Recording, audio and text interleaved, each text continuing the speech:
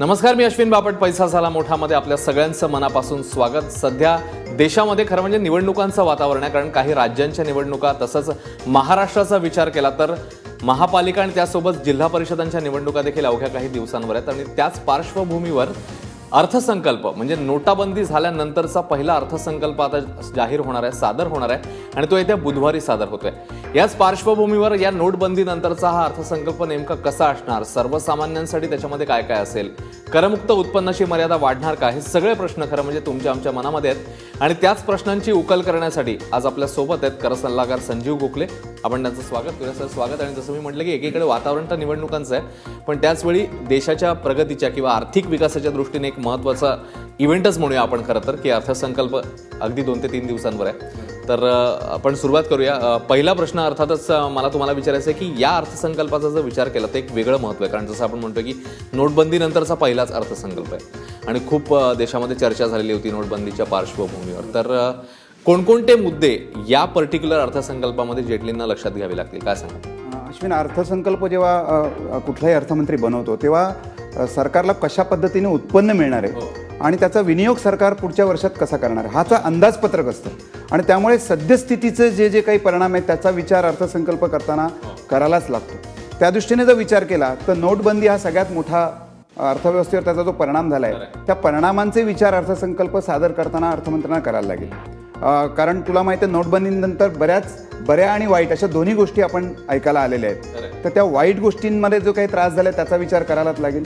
त्याच्या व्यतिरिक्त यावर्षी पाऊस बऱ्यापैकी झाला आहे, गेल्या 2 वर्षाचा दुष्काळ कमी झाला आहे आणि त्यामुळे अन्नधान्य उत्पादन चांगलं आलेलं आहे. अशा परिस्थितीत त्याचा जो अर्थव्यवस्थेवर जो परिणाम होतो, शेतकऱ्यांसाठी चांगली किंमत मिळण्याच्या दृष्टीने परिणाम होतो, याचाही विचार अर्थसंकल्प करताना त्यांना करायला लागेल. तसंच यावर्षी आत्ता नुकतंच आपण बघितलं की नोव्हेंबरमध्ये एक असा अहवाल आलेला की यावर्षी कर संकलन म्हणजे टॅक्स कलेक्शन सुधारलेलं आहे. जवळपास डायरेक्ट टॅक्समध्ये 14% वाढ झालेली आहे, इनडायरेक्ट टॅक्समध्ये जवळपास 23 ते 24% वाढ झाली. अर्थात नोव्हेंबरच्या नंतर जी नोटाबंदी झाली त्यानंतर जो काही परिणाम होणार तो त्यात अहवालात आलेला नव्हता, परंतु निदान वर्षाच्या 8 ते 9 महिन्यामध्ये कर संकलन वाढलंय. म्हणजे सरकारकडे येणारा उत्पन्न हे वाढलेलं आहे. आणि नोटाबंदीनंतर जे काही सरकारने काळ्या पैशावरची पावलं उचललीत त्याच्यानंतरही उत्पन्न सरकारचं वाढेल. त्या वाढलेल्या उत्पन्नाचा कसा पद्धतीने सरकार विनियोग करेल याचाही अर्थमंत्र्यांना विचार करायला लागेल. त्याचप्रमाणे जर आपण विचार केला की वित्तीय तूट, दरवर्षी आपण बघतो की वित्तीय तूट म्हणजे सरकारचा खर्च आणि सरकारचं उत्पन्न यातला फरक, या फरकाला किंवा ह्या वित्तीय तुटीला साधारण 3 ते 4% वर जाऊ न देण्याची जी कसरत अर्थमंत्र्यांना करायला लागते ती यावर्षी त्यांना करायला लागणार आहे. सकल राष्ट्रीय उत्पन्नाच्या साधारण 3 ते 3.5% इतकी तूट जर असेल तर ती एक चांगली साईन मानली जाते आणि ती तूट राखण्यासाठी अर्थमंत्र्यांना निश्चितच आपल्या उत्पन्नांच्या साधनांचा आणि त्याच्या विनियोगाचा विचार करायला लागेल. त्यामुळे वित्तीय तूट कमी ठेवण्याचं आव्हान दरवर्षीप्रमाणे यावर्षी त्यांच्यापुढे असेल. अश्विन, आपण जरी हा भारताचा अर्थसंकल्प असला तरी आंतरराष्ट्रीय घडामोडींचा विचार कुठल्याही देशाच्या अर्थमंत्र्याला करायला अशासाठी लागतो की त्याचा थेट परिणाम जरी नसेल तरी इनडायरेक्ट परिणाम भारताच्या अर्थव्यवस्थेवर होत असतो.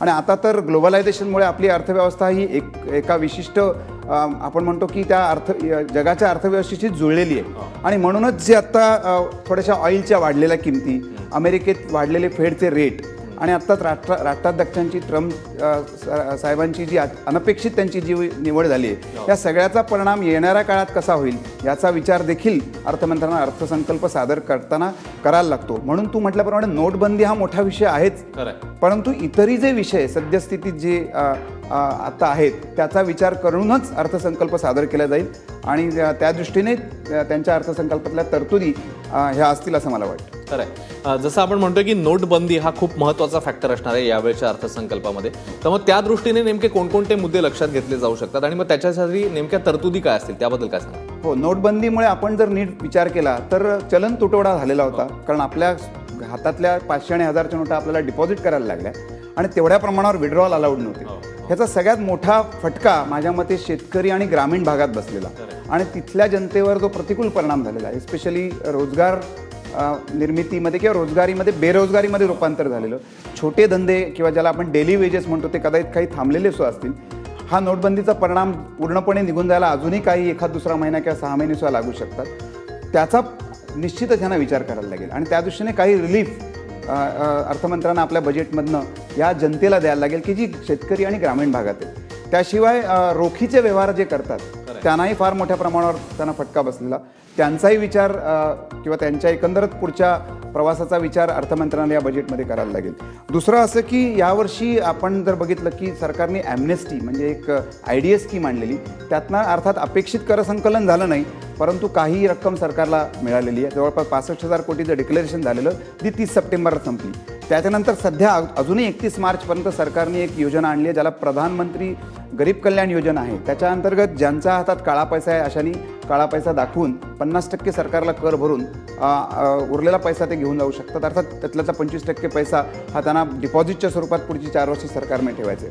ही योजना अजूनही चालू आहे आणि 31 मार्चपर्यंत ही योजना असणार आहे. त्यातनंही करसंकलन जे वाढणार आहे त्याचाही विचार ह्या नोटबंदींच्या तुलनेत आपण विचार केला तर सरकारला निश्चितच यातनं कराच्या रूपाने मिळणारं उत्पन्न वाढणार आहे. आणि अशा वाढलेल्या उत्पन्नाचा विनियोग हा सरकारला ज्या नोटबंदीमुळे जो सरकारला इतर जनतेला जो त्रास झाला आहे, सामान्य जो माणूस इमानीद्वारे टॅक्स भरतोय त्यांना जो त्रास झाला आहे, त्यांना कशा पद्धतीने त्याची परतफेड थोडीफार करता येईल हाही सरकार विचार करेल.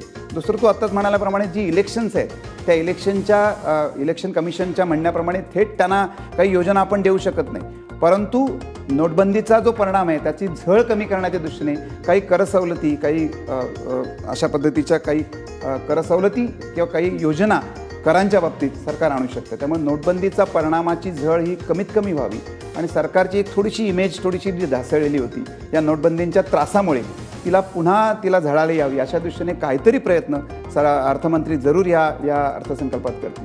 निश्चित खूप महत्त्वाचा मुद्दा सरांनी सांगितला. त्यासोबतच नोटाबंदीबद्दल आणखी मला तुम्हाला विचारायचं आहे की कररचना जर विचारात घेतली नोटाबंदी नंतरची तर काय नेमका परिणाम त्याच्यामध्ये तुम्ही बघताय, आणि दुसरं म्हणजे सामान्य करदाते जे आहेत त्यांनी नेमक्या काय अपेक्षा आहे अर्थसंकल्पाकडनं बाळगायच्या?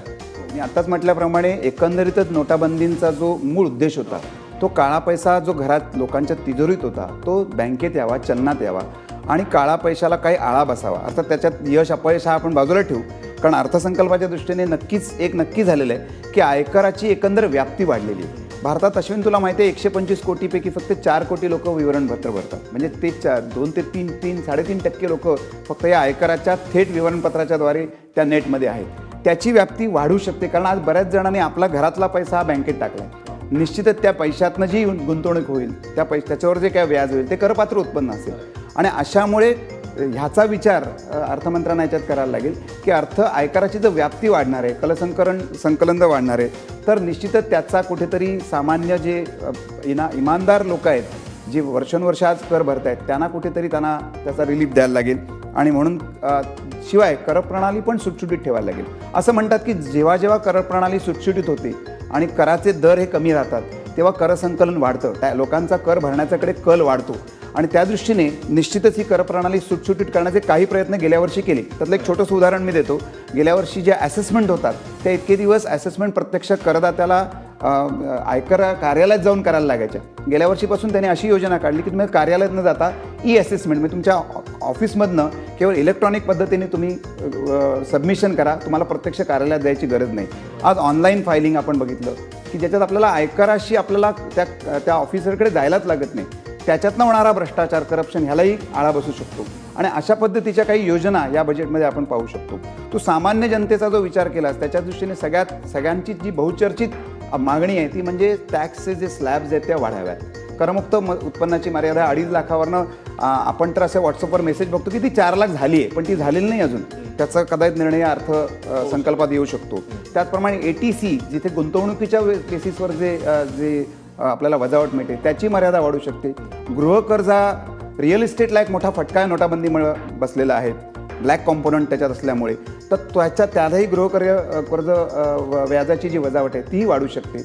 अशा रीतीने विविध मार्गांनी सरकार प्रयत्न करू शकतं की सामान्य जनतेला ह्या नोटाबंदीच्या नंतर जो त्रास झाला आहे त्याची कुठेतरी ती परतफेड या वजावटीच्या माध्यमातून किंवा कर कमी करण्याच्या माध्यमातून करून एकंदर टॅक्स बेस वाढवण्याच्या दृष्टीने सरकारचा प्रयत्न राहील. या मुद्द्याकडे खरं म्हणजे सगळ्याच सर्वसामान्य जनतेचं लक्ष असणारच आहे. आणखी 2 महत्त्वाचे मुद्दे आपल्याला घ्यायचे आहेत. तिकडे एक छोटासा ब्रेक घेतो आणि ब्रेक नंतर GSTचा एक महत्त्वाचा मुद्दा आणि त्यासोबतच सिनियर सिटीजनच्या अनुषंगाने काय नेमक्या तरतुदी असू शकतात अर्थसंकल्पामध्ये त्याबद्दल आपण गोखले सरांकडून जाणून घेणार आहोत. एक छोटासा ब्रेक, लगेच परत येणार आहोत. पाहत राहा पैसा झाला मोठा. ब्रेकनंतर पैसा झाला मोठामध्ये आपल्या सगळ्यांचं मनापासून स्वागत. आज आपण चर्चा करतोय ती म्हणजे नोटबंदीनंतरचा अर्थसंकल्प येऊन ठेपलेला आहे आणि त्या अनुषंगाने मग काय नेमकं असू शकतं या अर्थसंकल्पामध्ये. कर सल्लागार संजीव गोखले आपल्यासोबत आहेत. गोखले सर, करमुक्त उत्पन्न आणि त्या सगळ्याबद्दल आपण बोललो ब्रेकपूर्वी, मात्र कराच्या अनुषंगाने आणखी तुम्ही काय बघताय, कोणते महत्त्वाचे मुद्दे बघताय? अश्विन, आता जर आपण बघितलं तर सरकारचं करसंकलन वाढल्यामुळे इतके वर्ष अर्थमंत्री सांगायचे की मला जर तुम्हाला काही सवलती द्यायच्या असतील तर मला माझं उत्पन्न कमी होतं आणि मग ते नॅचरली ती वित्तीय तूट वाढते. यावर्षी जर खरोखर संकलन वाढणारच आणि अशी अपेक्षा असेल तर अनेक वर्ष ज्या मागण्या होत आहेत, करमुक्त भत्ते जे सामान्य पगारदार नोकर मंडळीला मिळतात त्याच्यात काही भरीव वाढ व्हावी अशी अपेक्षा आहे. मी उदाहरण देतो, मेडिकल अलाउन्स फक्त वर्षाला 15,000 रुपये आहे पूर्ण फॅमिली करता. हा 15,000ची मर्यादा वाढून ती निदान 50,000 व्हावी अशी अनेक वर्ष मागणी होते, परंतु अर्थमंत्र्यांनी त्या मागणीकडे एवढ्या वर्षात बघितलं नाही. कदाचित त्यांना ह्या वर्षी हे करता येणं शक्य आहे. तसंच इतर हाऊस रेंट अलाउन्स किंवा इतर जे मुद्दे आहेत, इतर जे कलमुक्त जे अलाउन्सेस आहेत त्याच्यामध्ये त्यांच्या मर्यादेमध्ये वाढ होऊ शकते. अजून एक उदाहरण म्हणजे चिल्ड्रन एज्युकेशन अलाउन्स केवळ 100 रुपये महिना करमुक्त आहे. 100 रुपयात कुठलंच शिक्षण येत नाही आज, त्याची मर्यादाही वाढवायची अपेक्षा आहे. तर ह्या कररचनेतल्या या बदल हे निश्चितच यावर्षी होतील अशी सगळ्यांची अपेक्षा आहे. आपण ब्रेकपूर्वी जसं बोललो होतो की दोन महत्त्वाचे मुद्दे आता आपण चर्चेला घेणार आहोत, ते म्हणजे अर्थातच सिनियर सिटीझन संदर्भातला मुद्दा. तर गेल्या काही दिवसांमध्ये आपण बघितलं की व्याजाचे कमी होत जाणारे दर, त्याच्यामुळे ज्येष्ठ नागरिकांचं जे उत्पन्न आहे ते काही प्रमाणात कमी होताना दिसतं. त्यांना काही इकडे दिलासा मिळू शकतो? मला वाटतं निश्चितच यांचा विचार करायला लागेल अर्थमंत्र्यांना अशासाठी की व्याजाचे दर बऱ्यापैकी कमी झालेले आहेत गेल्या 2 ते 3 वर्षात आणि अजूनही ते कमी होऊ शकतात. RBIच्या प्रत्येक धोरणामध्ये हे दर पाव टक्क्यांनी कमी झाले तर ज्यांचं उत्पन्न केवळ व्याजावर आहे अशा ज्येष्ठ नागरिकांना काही दिलासा देणं आवश्यक आहे. आणि तो दिलासा मला वाटतं व्याजातनं मिळणारी जी काही वजावट आहे ती वजावट वाढू शकते. सेव्हिंग बँकवरचं जे व्याज आहे त्याच्यावर 10,000पर्यंतची वजावट आहे, ती कदाचित 20,000 होऊ शकते. फिक्स डिपॉझिट, बरेच ज्येष्ठ नागरिक आपले पैसा फिक्स डिपॉझिटमध्ये ठेवतात, त्यांच्या व्याजात कुठलीही वजावट नाही. एकेकाळी त्याला 13,000ची सेक्शन 80L मध्ये वजावट होती, ती सरकारने नंतर काढून टाकली, म्हणजे बऱ्याच वर्षापूर्वी ती गेली. ती कदाचित पुन्हा मिळून ती एक 20-25,000ची वजावट दिली तर निदान जे ज्येष्ठ नागरिक केवळ व्याजावर अवलंबून आहे त्यांना त्यांच्या हातातलं उत्पन्न वाढू शकतं आणि त्यांना हा जो घसरलेल्या व्याजाचा जो फटका आहे तो थोडा कमी बसू शकतो. अर्थमंत्र्यांच्या हातात हे निश्चित आहे आणि त्याचा विचार त्यांनी निश्चित करावा अशी अपेक्षा आहे. दुसरं असं की 10,000च्या वर जर बँकेत जर व्याज गेलं तर त्यांचा मुळातून कर कपात म्हणजे TDS कापला जातो, त्याच्यातही ती 10,000ची लिमिट वाढवून 20 किंवा 25,000 करावी, जेणेकरून अशाच ज्येष्ठ नागरिकांना थोडाफार दिलासा मिळेल. मला वाटतं ह्या 2 तरी कमीत कमी मुद्दे अर्थमंत्री विचारात घेतील अशी आपण अपेक्षा करू. खरं आहे. आणि या एपिसोडची सांगता करताना अर्थातच ज्याची चर्चा गेले काही महिने म्हणजे सातत्याने होते तो या GST बद्दल. तर जुलै 2017 लागू करणार असं जाहीर करण्यात आलेलं आहे, मात्र या अर्थसंकल्पामध्ये या GSTचा कशा पद्धतीने विचार होईल? जर GST जुलैपासून लागू करायचं असेल त्याचे बरेचसे सोपस्कार पार पडलेत आता, पण मुख्य त्याचं जे विधेयक आहे ते येत्या बजेट सेशनमध्ये येईल. त्याचा रोडमॅप ज्याला आपण म्हणतो की कशा पद्धतीने GST हा राबवला जाईल याचा उल्लेख कुठेतरी अर्थसंकल्पात असणं आवश्यक आहे. कारण हा सगळ्यांनाच नवीन आहे. जरी त्याच्याबद्दल बरेच वर्ष आपण ऐकतोय तरी प्रत्यक्ष अख्ख्या भारतामध्ये एकच कर प्रणाली सर्व राज्यांमध्ये राबवणं आणि त्याचं पूर्ण ऑनलाईन ती असणार आहे, त्याच्यासाठी रजिस्ट्रेशनही सुरुवात झाली. तर हे कशा पद्धतीने हा राबवला जाईल ह्याचं थोडं तरी विश्लेषण किंवा थोडं तरी त्याच्यात सुरुवात तरी त्यांनी या अर्थमंत्र्यांनी या बजेटमध्ये त्यांनी सांगायला पाहिजे, सुतोवाच करायला पाहिजे. दुसरं असं आहे की सेवा कराचे दर ह्याच्यात वाढू शकतात. कारण तुला माहिती आहे की GST मध्ये 12, 18, 28 असे वेगवेगळे कर आहेत. सध्या सेवा कराचा दर आहे तो 15%.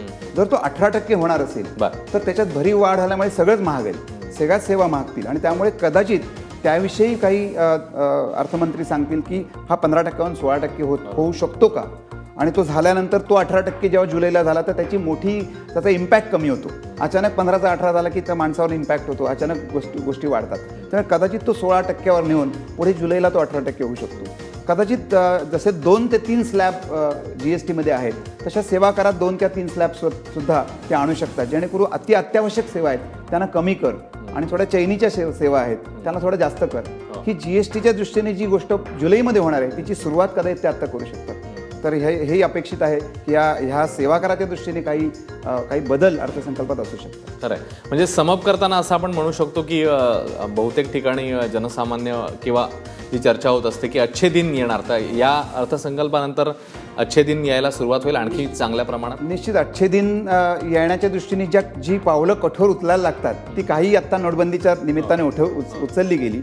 त्या पावलं उचलल्यानंतर त्याचे पुढचे जे परिणाम आहेत ते दूर करून अर्थव्यवस्था एका गतिमान स्थितीत आणून ठेवणं हे सरकारला शक्य आहे आता.